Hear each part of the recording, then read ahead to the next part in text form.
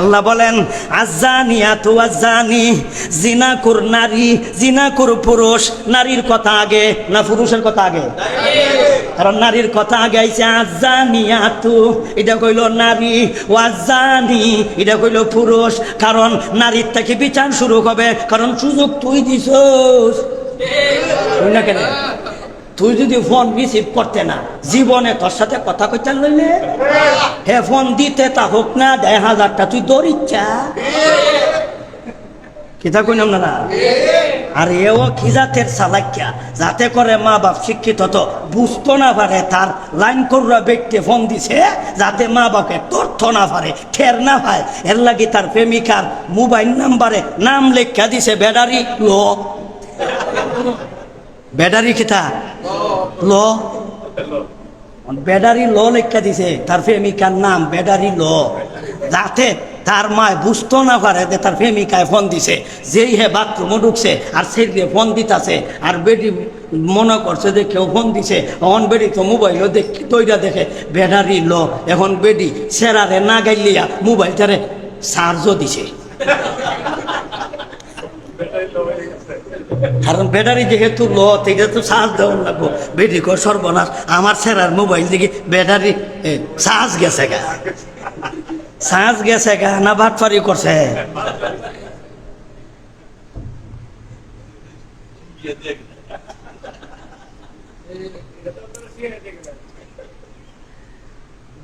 কত জাতের কথা আছে তফসিলের কিতাব, ওগলতা কইলে তো আপনারা কইবেন তেহেরা দিকে আপনারা বালা করে খাইছে।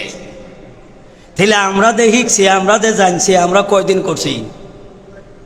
জানতে তো কম জানছি না। এই তোমরা কতখান জানো, বাটপারিও বালা করে জানতার জন্য আমরা যে পরিমাণ জানি। কিন্তু একটাই বিপদ, মাথার টুকি তো তার দাড়ি, গায়ে পাঞ্জাবি, সব কাম করতাম পারি না। মনে কইল না যে জানি না, মনে কইল না যে বুঝি সুঝি না, কারণ তোমরা থাকি 1000 গুণ বেশি বুঝি পড়ি না। কিয়ামতের আগ পর্যন্ত কোনো মানুষের ঠের পাইতো না যদি করি। আর তুই করস আর মানুষের জানি না লাই, কি জাত করা করলে? দেখেন কথায় কথায় অনেক দূর গেছি গিয়া। তাহলে এই আয়াত দ্বারা কি খাইলাম? আয়াতের মাধ্যমে আল্লাহ বলেন ইয়া নিসা আন-নবী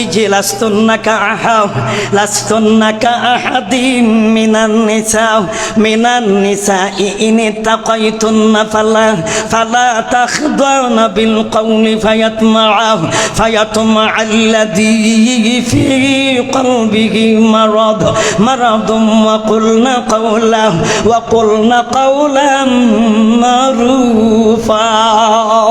আল্লাহ বলেন ও বেগানা নারীরা, ও বেগানা ছেড়িরা, তোমরা যখন বেগানা পুরুষের সাথে তোমরা কথা বলো, কথা বলতে যাইয়া তোমরা নরম ভাষায় কথা কইও না, তোমরা গরম ভাষায় কথা কইও না। যদি তোমরা নরম শব্দ দিয়া কথা কও, মিষ্টি ভাষায় কথা কও, ফেম প্রীতির সুরে কথা কও, তুমি তো কথা কইয়া তোমার পথে যাইবা গা। কিন্তু যার সাথে কথা কইছ তার কলবে, তার আত্মার মধ্যে তুমি একটা বেমার সৃষ্টি কইরা যাইবা।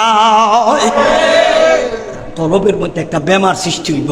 এই যে বেমার সৃষ্টি হইব, এই বেমারটা আমাদের দেশীয় ভাষায় কয় এটা ফেমের আগুন। ফেমের আগুন কি শরীর লাগে? কই লাগে? কলব। কোথায় লাগে? এটা রোগ। এটা কি? ওই ইটার এই সংশোধন করার নাম ওই হইল ইসলাম। কথা বুঝতেছেন?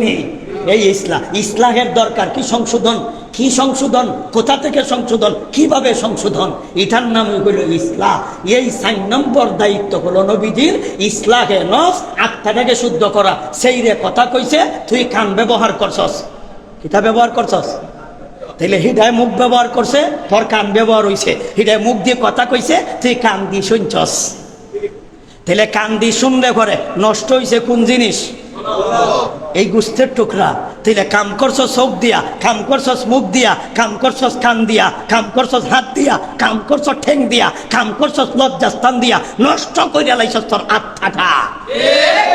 শরীরের রোগের চিকিৎসা করস কথা ঠিকই, কিন্তু এই দিকে তোর আত্মার রোগ হইতে হইতে ক্যান্সারে পরিণত হইছে। এটার চিকিৎসা করবে কবে? এটার চিকিৎসক কারা, এটার ডাক্তার কারা, এটার ঔষধ কি, এটার নাম ওই হইল ইসলাহ। এটার নাম ওই কি ইসলাহ। শুধু খালি এই শব্দটার ব্যাখ্যা করলাম আজকে, আর বাকি সব রইল। এটা বুঝইন যাতে আর কোনোদিন বুঝইন না ইসলাহ কিতা।